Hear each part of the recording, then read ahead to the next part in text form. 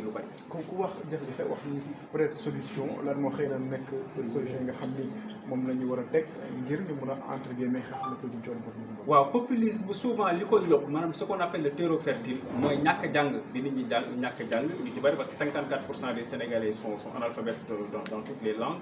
li koy waral aussi mooy ñi nga xam ne dañuy jiite parfois li ñu sàkkoo li ñu war a defal askan bi maanaam li ñu war a liggéeyee duñ ko liggéeyee noonu maanaam gis ngeen transhumance bi ak parfois ni ñuy gérer yenn dañuy public yi dafay nekk loo xam ne dafay merloo yenn citoyens yi ba boo ñëwee wax leen ay waxu caaxaan wax leen ay waxu ndax manipuler leen utiliser ce qu'on appelle le ressort du populisme xëy na ñu topp la donc solution yi peut-être dañ ko mun nañ solution yi bari na mais boo ci tënkee ñaar rek mooy peut-être ñu xoolaat ni ñuy gouverner Sénégalais gouverner leen dans l'exemplarité waaye jàpp naa ne solution bi ci ëpp solo mooy nit ñi Sénégalais yi notamment ndaw ñi ñu jàngal leen parce que boo nekkee nit ku jàng am xam-xam ndax la du yomb.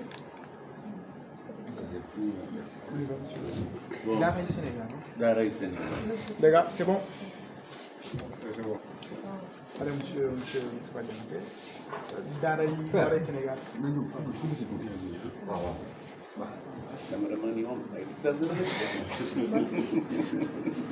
Alors, vous lancez aujourd'hui, je suppose, Daaray Sénégal. Quel est l'objectif? C'est un mouvement, c'est une entité, c'est un espace de réflexion? Qu'est-ce que c'est exactement? C'est un espace de réflexion. Daaray Sénégal, Académie pour l'éducation de la citoyenneté. Comme son nom l'indique, nous voulons en faire une fabrique de citoyens, une fabrique de républicains, une fabrique de démocrates. Parce que le choix du Sénégal, c'est d'être une république et une démocratie. Et pour que cette république et cette démocratie soient solides, il faut qu'elles soient portées par des citoyens conscients et exigeants, par des vrais démocrates et par des vrais républicains. Donc, Daaray Sénégal travaillera à élever autant que possible le niveau de conscience citoyenne des Sénégalais. Amener les Sénégalais à prendre conscience que ce pays-là est le leur et que c'est eux seuls qui doivent le construire. Et qu'en fait, il ne doit pas être les courtisans des tenants du pouvoir. C'est ça véritablement, nous voulons en faire un espace d'émancipation, un espace de rédemption du peuple sénégalais pour que les gens soient de plus en plus conscients des vertus de la démocratie, de la République et de l'état de droit. C'est pour ça donc que j'ai lancé ce mouvement qui ne sait pas un mouvement qui sera soit une fédération ou une fondation dédiée à la République et à la démocratie, ou bien un think tank aussi dédié à la République et à la démocratie.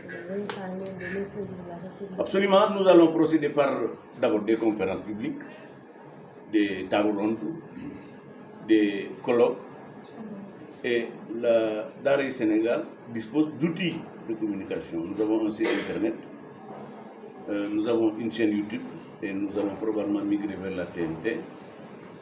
Nous avons aussi une chaîne YouTube et un journal qui sera soit un hebdomadaire ou en tout cas ça dépend, le journal est déjà sera lancé bientôt. Voilà les instruments, donc des rencontres publiques, des médias qui pour relayer ces rencontres publiques pour que les Sénégalais soient de plus en plus informés des vrais défis et des vrais enjeux du Sénégal. Tout à l'heure, Amidou vous a dit que nous sommes un pays très jeune, 19% des Sénégalais, 50% des Sénégalais n'ont pas 19 ans. Nous sommes un pays très analphabète, 54% des Sénégalais ne savent ni lire et écrire dans ce pays-là. Nous sommes aussi un pays pauvre et de pauvres. Je crois que ces trois ingrédients-là peuvent être une bombe pour tout pays. C'est pour dire ceci, qu'on ne peut pas réduire la jeunesse, ça c'est un facteur démographique, on ne peut pas grand-chose. Par contre, on peut combattre l'analphabétisme et la pauvreté.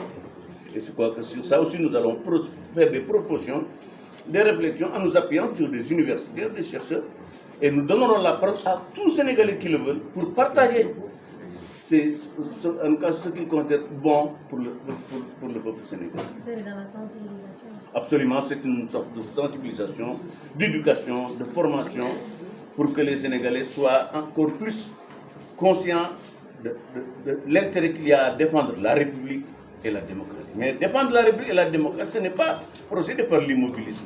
C'est aussi réformer la République, réformer la démocratie pour les consolider et les mettre davantage au service du peuple sénégalais. peut-être ci kàllaamay kon Daaray Sénégal la moo ko tax a jóg. waaw daara yi comme ni ko tur wi génnee mooy Daaray Sénégal daara moom jàng lañ fay def ak jàngale ci tubaab bu tudd académie pour l'éducation nationale li maanaam daara juy jàngal nit ñi pour ñu gën a xam seeni droit gën a am xam seeni sañ-sañ gën a am ay sañ-sañ gën a xam ne réew mi ñoo ko moom.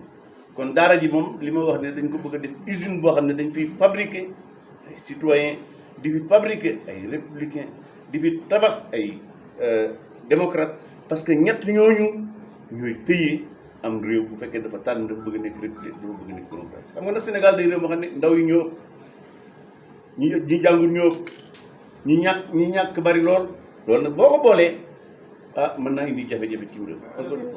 lan nga gis ba jàpp ni dañoo war a xëy na gën a tabaxaat ay réew. xam nga Sénégal boo xoolee ba waxtu bi tubaab bi nekkee dafa Sénégal dañu ko xaaj ñaari xaaj les assimilés mooy les Goréens les Saint-Louisiens les Dagawa et les Louskois.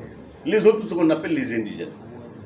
Et cette configuration du pays, c'est-à-dire réew mi noonu mel maanaam ñi nga xam ne ñoo jàng tubaab parce que xam nga leen tuddi pro ñu tubaab yi mooy les assimilés ak ñi nga xam ne mooy la indigène mooy les baadoolo mooy ko amul sañ-sañ loolu ci lañ nekk ba 1960 malheureusement 1960 bi ñu amee indépendance ay jafe-jafe commencé am ci réew mi ba tax na république bi nekkatul woon yitte mu tabax ay citoyens tabax ay républicain tabax ay démocrate loolu nag dafay loo xam ne danoo topp ba léegi parce que ay nit ñi bu ñu xamul li ñu yor lu mu ngelaw lu jóg lu ne mën na ko yóbbu donc encore une fois moo tax ñun daal bëgg nañ cee bay suñu waar di tàllal suñu loxo nag ñëpp rawatina borom xam-xam yi wax leen fii ñoo ko moom bu leen neexee ñëw képp koo xam ne am nga xalaat bu mën a jëmale Sénégal kanam daal xamal ne yow fii moom sa kër.